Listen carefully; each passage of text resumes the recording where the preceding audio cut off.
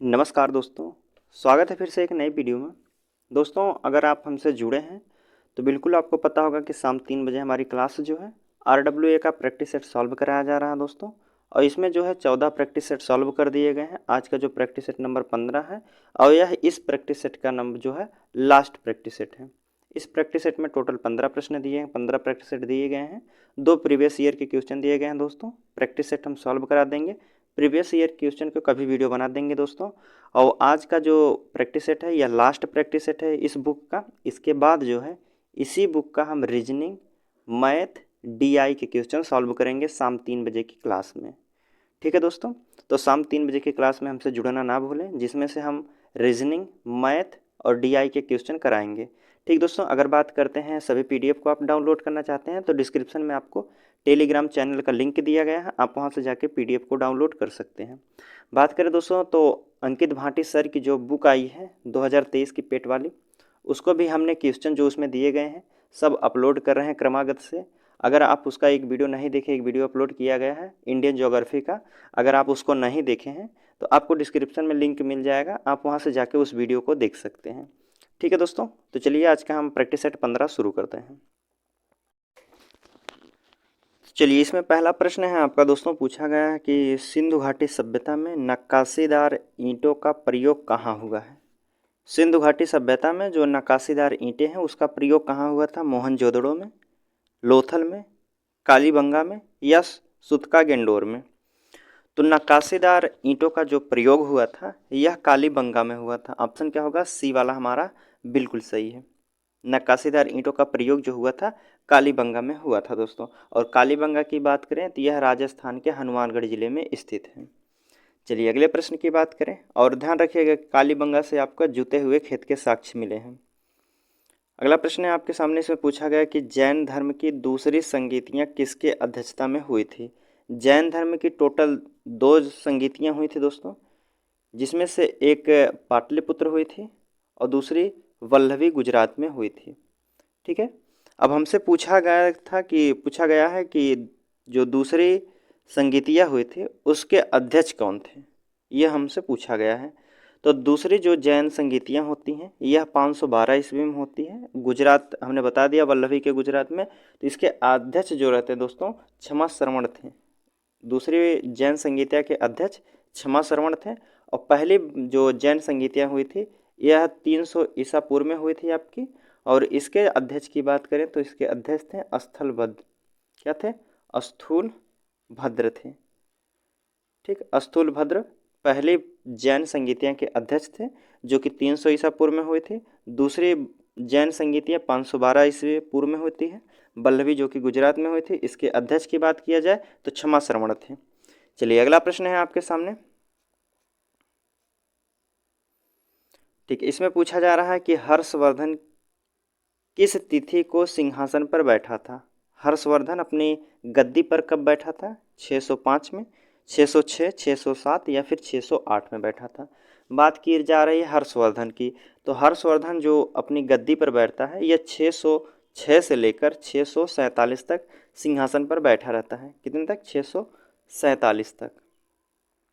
और इसके शासनकाल में ही बाणभट्ट दरबारी रहते हैं। बाणभट्ट जो है इनके दरबारी था।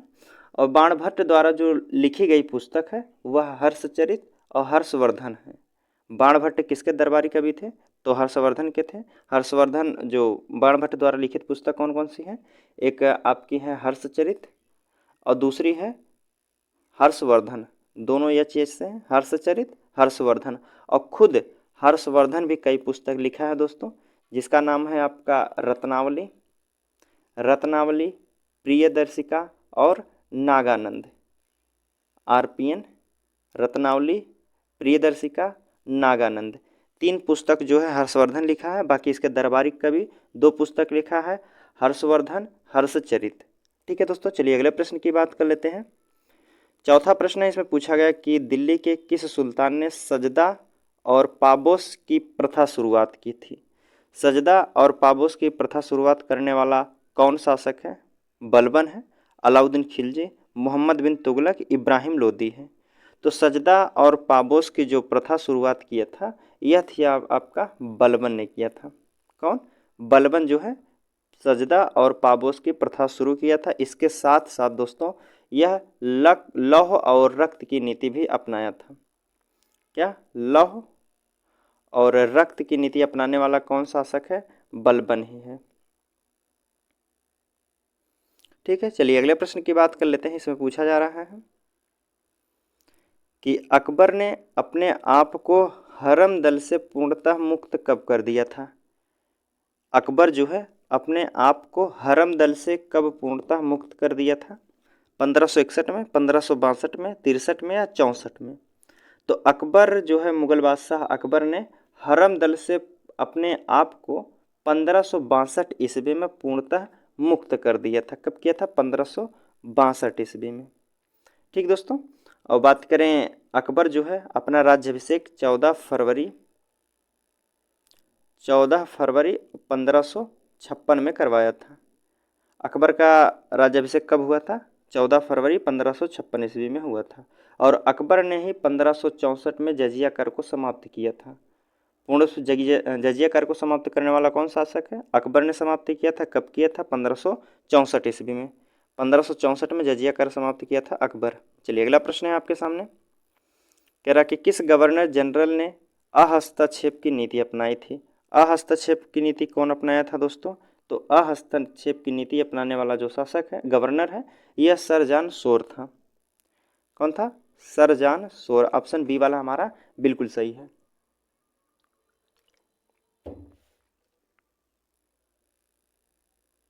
अगला प्रश्न है, पूछा जा रहा है कि महात्मा गांधी ने सत्याग्रह का प्रयोग सर्वप्रथम कहाँ किए थे? यह नहीं पूछा गया कि भारत में कहाँ किए थे। क्वेश्चन है कि महात्मा गांधी ने सत्याग्रह का प्रयोग सर्वप्रथम कहाँ किए थे? तो सबसे पहले जो सत्याग्रह का प्रयोग किए थे महात्मा गांधी, यह दक्षिण अफ्रीका में ही किए थे। कब किए थे? दक्षिण अफ्रीका में जो है महात्मा गांधी सर्वप्रथम सत्याग्रह किए थे। उसके बाद 1517 में आपका चंपारण किए थे पहली बार। भारत में पूछा जाएगा तब चंपारण आपका सही होगा।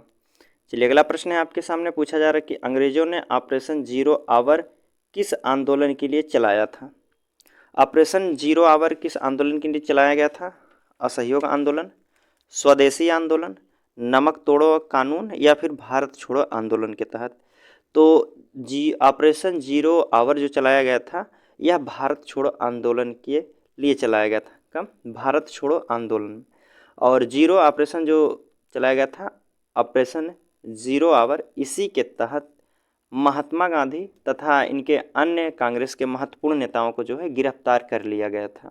ठीक दोस्तों, ऑपरेशन जीरो आवर के ही आधार पर महात्मा गांधी के साथ साथ अन्य जो है नेता थे, उनको गिरफ्तार कर लिया गया था। चलिए अगले प्रश्न की बात कर लेते हैं। प्रश्न है आपके सामने कि भारत सरकार अधिनियम 1935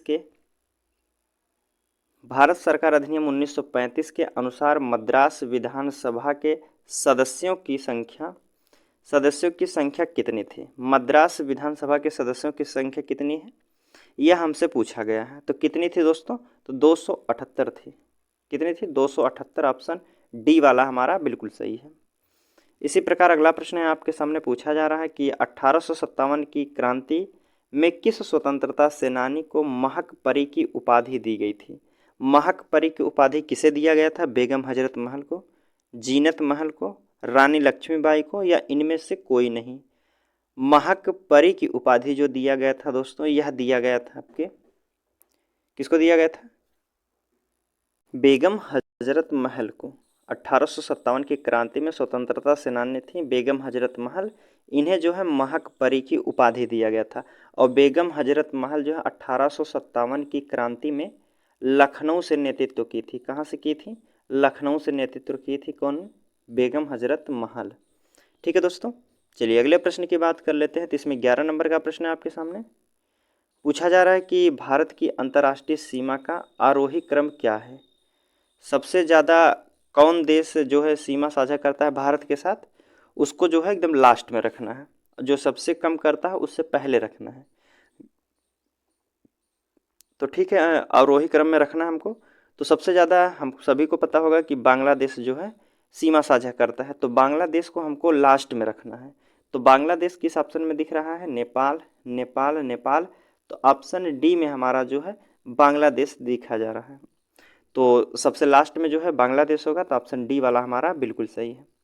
सबसे ज़्यादा बांग्लादेश के साथ सीमा साझा करता है, उसके बाद चीन के साथ, पाकिस्तान, नेपाल के साथ। ठीक है दोस्तों, इनमें से ऑप्शन यही होगा, ऑप्शन डी वाला। चलिए अगला प्रश्न है आपके सामने पूछा गया है कि निम्नलिखित विकल्पों में से भारत का सबसे व्यस्त बंदरगाह कौन सा है। इन विकल्पों में से कौन सा बंदरगाह है जो अंतर्राष्ट्रीय बंदरगाह है और व्यस्त रहता है हमेशा। मुंबई है, कोलकाता, कोच्चि, तूतीकोरिन है। तो सबसे व्यस्त बंदरगाह जो है यह आपका है दोस्तों, कौन सा है, मुंबई बंदरगाह जो है सबसे व्यस्त अंतर्राष्ट्रीय बंदरगाह है। चलिए अगला प्रश्न की बात करते हैं। अगर यही बात कर लें इसकी स्थापना कब हुई थी, इसकी स्थापना भी पूछा जाता है, तो 1873 ईस्वी में मुंबई बंदरगाह की स्थापना हुई थी।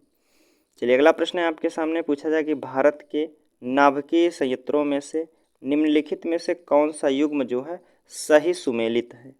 कौन सा युग्म जो है सही सुमेलित बताया गया है। कैगा जो नाभिकीय संयंत्र है क्या राजस्थान में है? नहीं दोस्तों, कैगा की बात करें तो कैगा जो है आपका, कैगा नाभिकीय संयंत्र कर्नाटक में है। कहाँ है? कर्नाटक में है। और बात करें कलपक्कम की, तो कलपक्कम आंध्र प्रदेश में ना होते हुए यह है तमिलनाडु में है। कहाँ है? तमिलनाडु में। तारापुर की बात करें तो तारापुर तमिलनाडु में ना होते हुए महाराष्ट्र में है।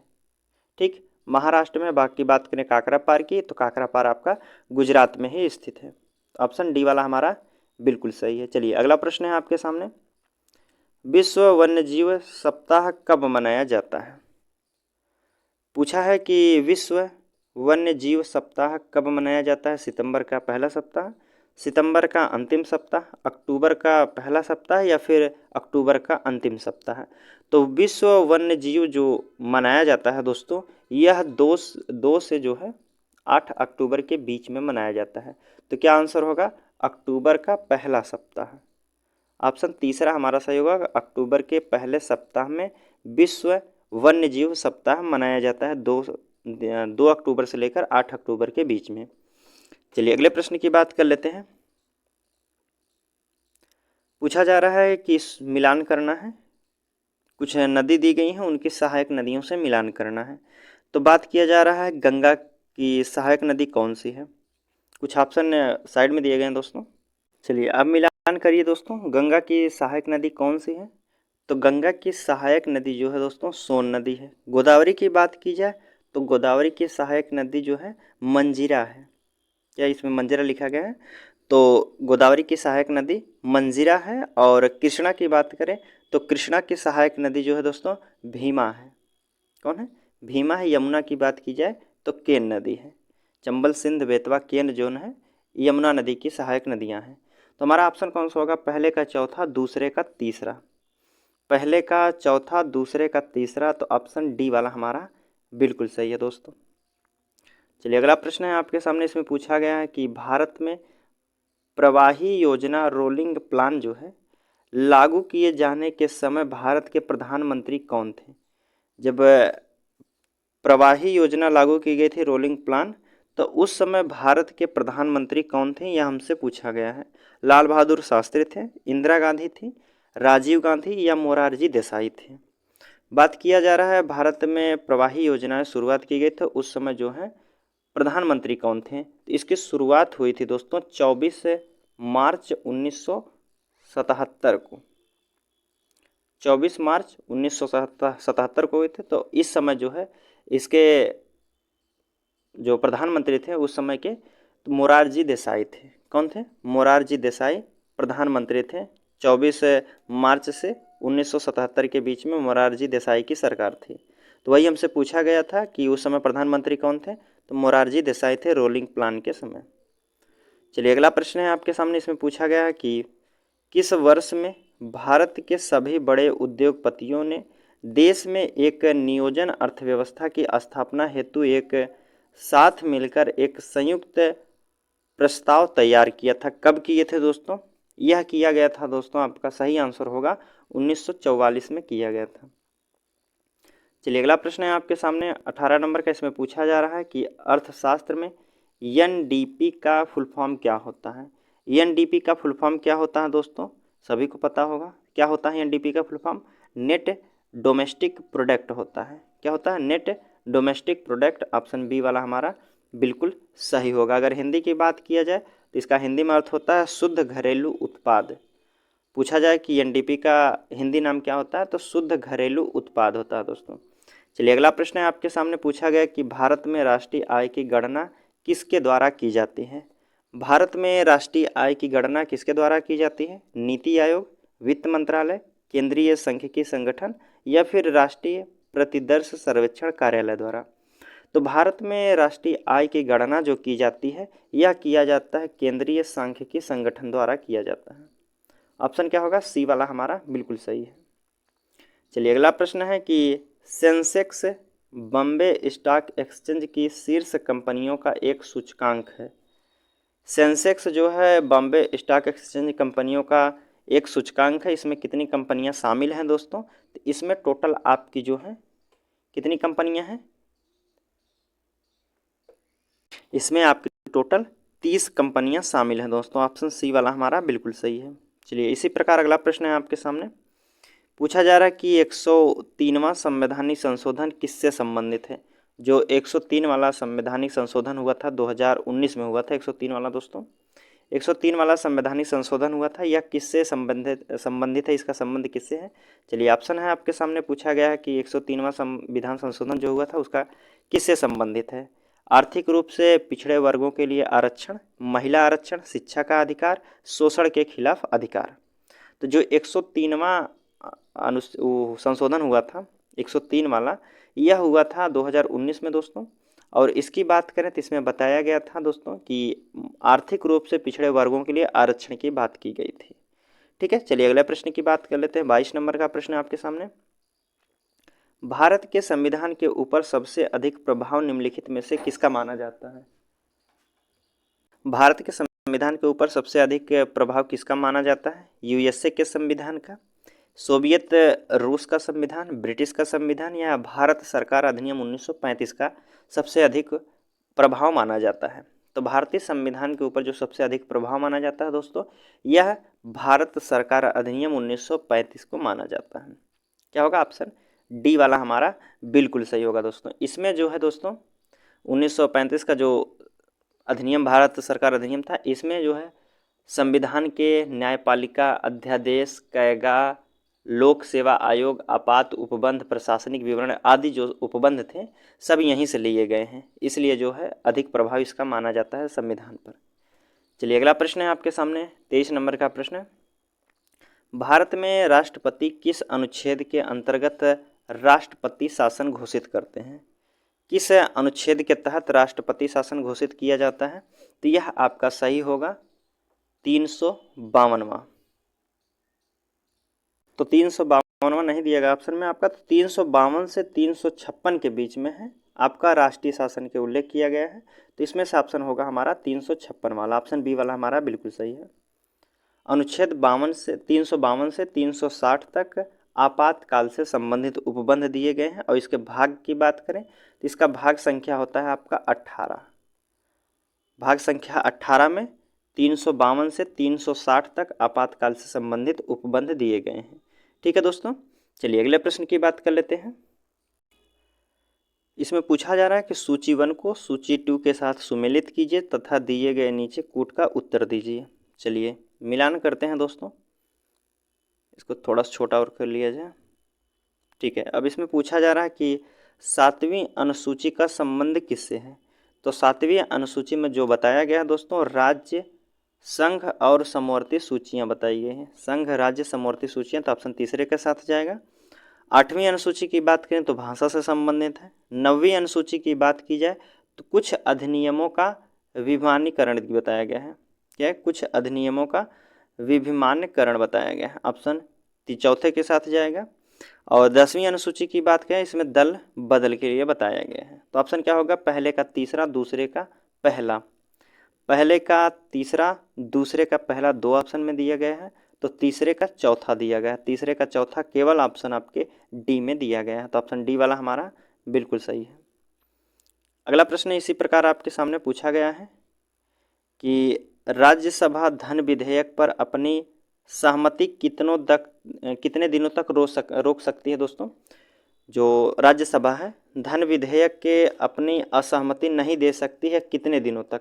14 दिन तक, 15 दिन तक, 30 दिन तक, 18 दिन तक। तो इसका सही आंसर जो होगा, राज्यसभा धन विधेयक को रोक सकती है मात्र 14 दिन तक। कितने दिन तक? 14 दिन तक। इसके बाद अगर यह जवाब नहीं दी तो इस विधेयक को जो है स्वतः पारित माना जाता है। चलिए अगला प्रश्न है आपके सामने, इसमें पूछा गया है कि न्यूटन के गति के प्रथम नियम से किस राशि का जो है परिभाषा मिलती है?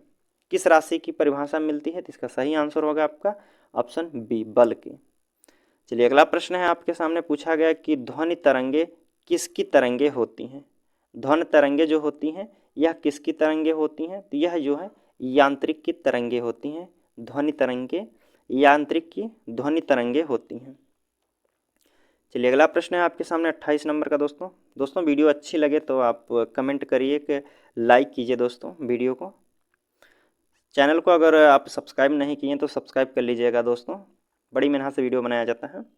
चलिए 28 नंबर का प्रश्न है आपके सामने, पूछा जा रहा है कि सेब में निम्नलिखित में से कौन सा एसिड पाया जाता है? सेब में कौन सा एसिड पाया जाता है? तो सेब में बात की जा रही है एसिड की, तो इसमें जो है मैलिक एसिड पाया जाता है। क्या पाया जाता है? Malic acid. यह सेब के साथ साथ दोस्तों कई प्रकार की सब्जियों में भी पाया जाता है।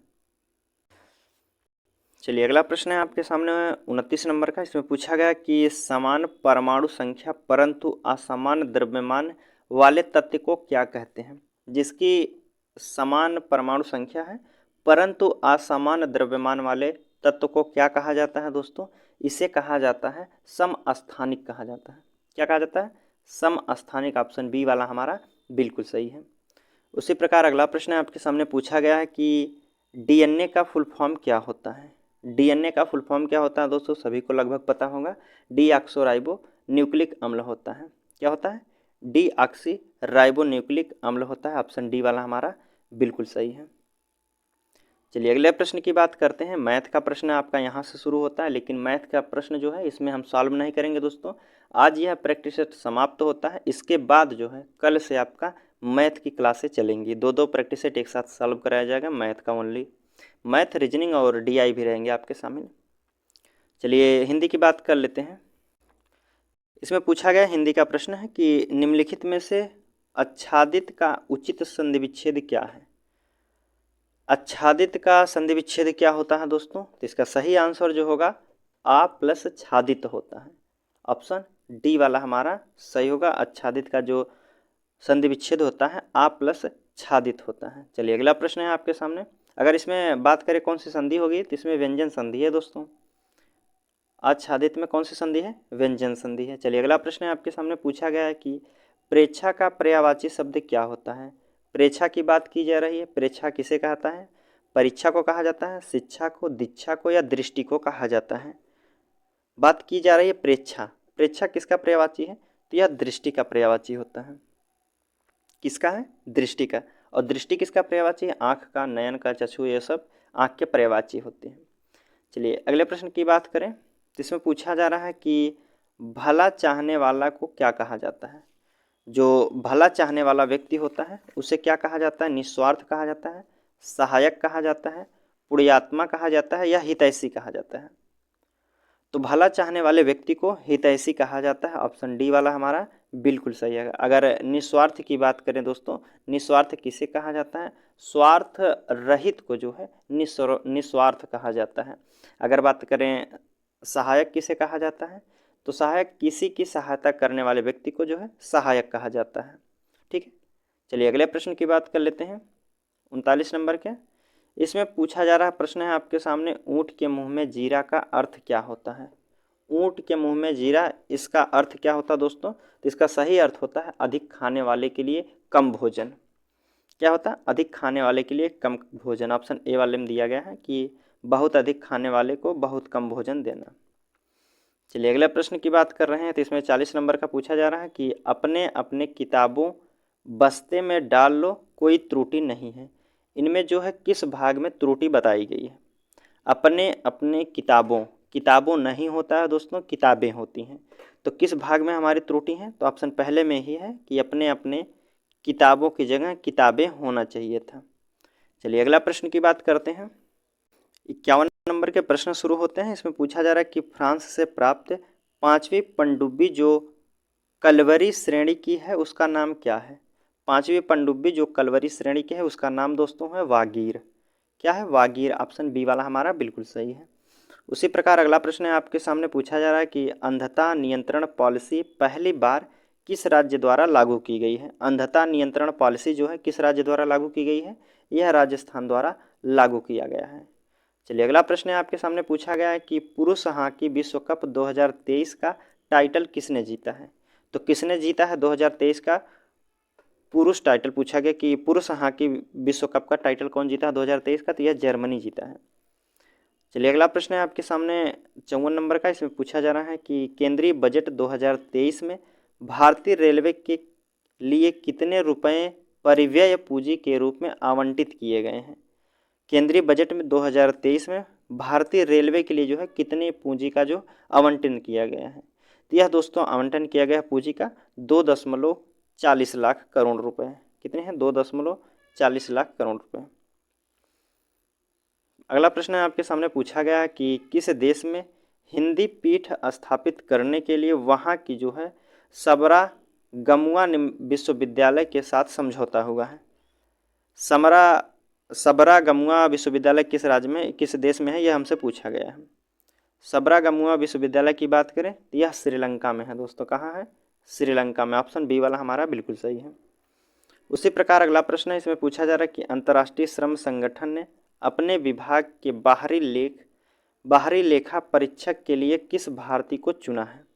अंतर्राष्ट्रीय श्रम संगठन ने अपने विभाग के बाहरी लेखा परीक्षक के लिए जो है किसे चुना गया है? तो किसे चुना गया है दोस्तों?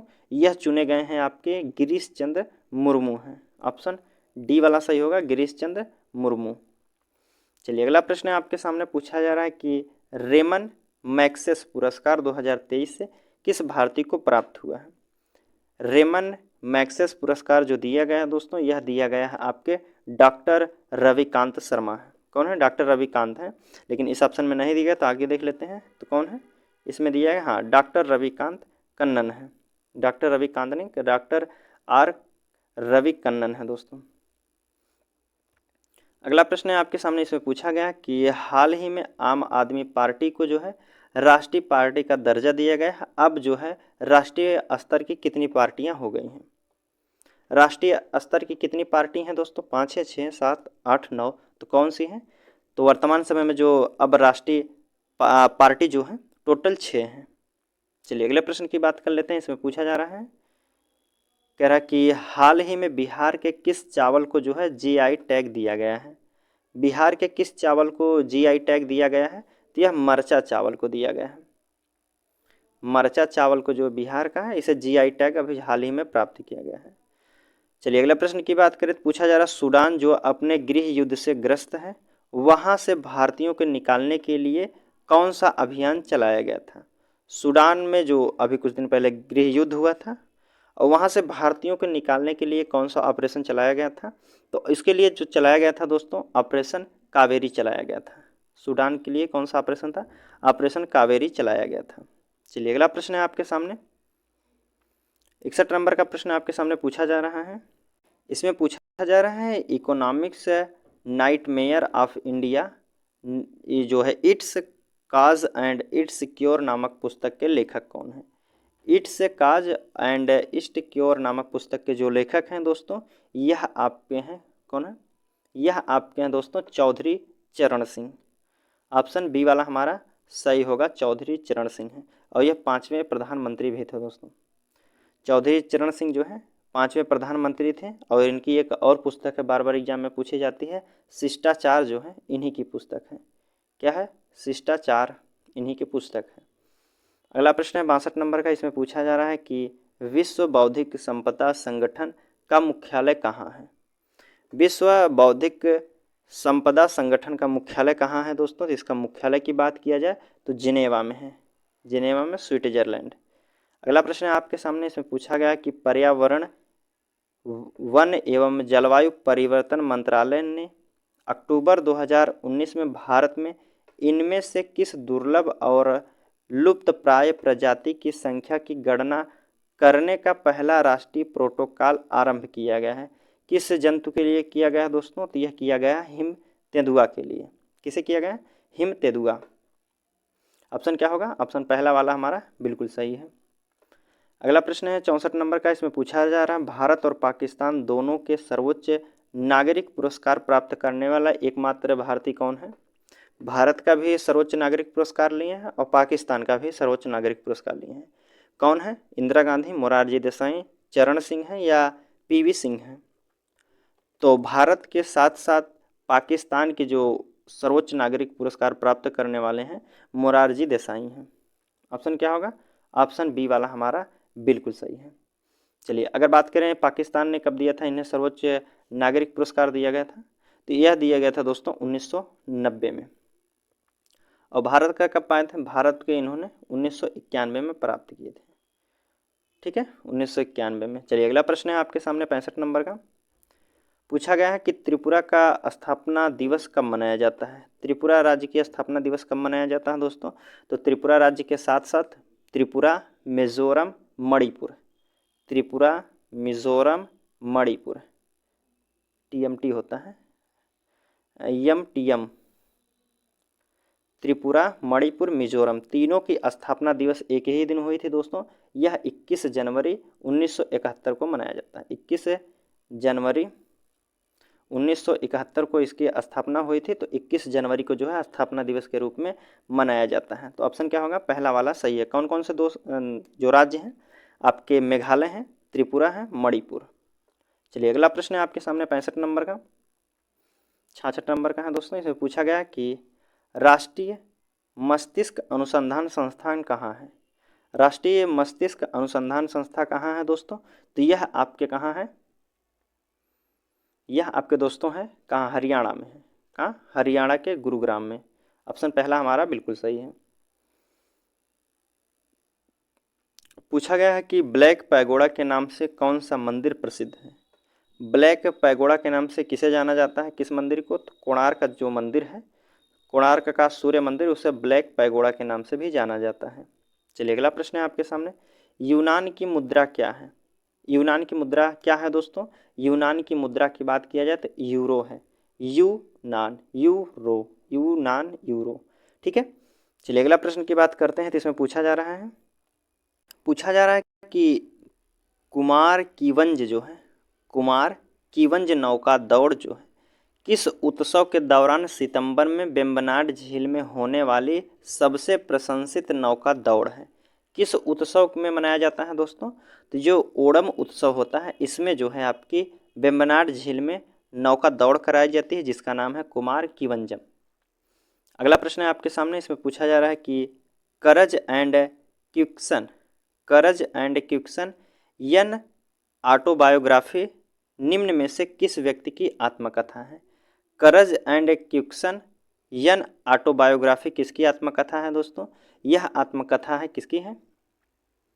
इसके लेखक की बात की जा रही है तो इसके लेखक हैं आपके बीके सिंह हैं। किस ऑप्शन में दिया गया है? ऑप्शन आपका है डी वाला, बीके सिंह है। कौन है? बीके सिंह। तो हमारा क्वेश्चन जो है दोस्तों आज का यहीं समाप्त होता हुआ। चलिए आपसे मिलते हैं अगले वीडियो में। कल का जो वीडियो रहेगा दोस्तों शाम 3 बजे ही आपका मैथ का, रीजनिंग का और डीआई का या ग्राफ एवं तालिका का जो है प्रश्न सॉल्व कराए जाएंगे दोस्तों। उम्मीद करता हूँ आप हमसे जुड़ेंगे। और वीडियो आपसे पसंद आई हो दोस्तों तो अपने दोस्तों के साथ शेयर कीजिए, लाइक कीजिए और एक कमेंट प्यारा सा ज़रूर कर दीजिएगा दोस्तों, जिससे हमको मोटिवेशन होता है और उसके बाद हम वीडियो बनाते हैं दोस्तों। ठीक है, चलिए मिलते हैं आपसे कल के वीडियो में। तब तक के लिए धन्यवाद दोस्तों।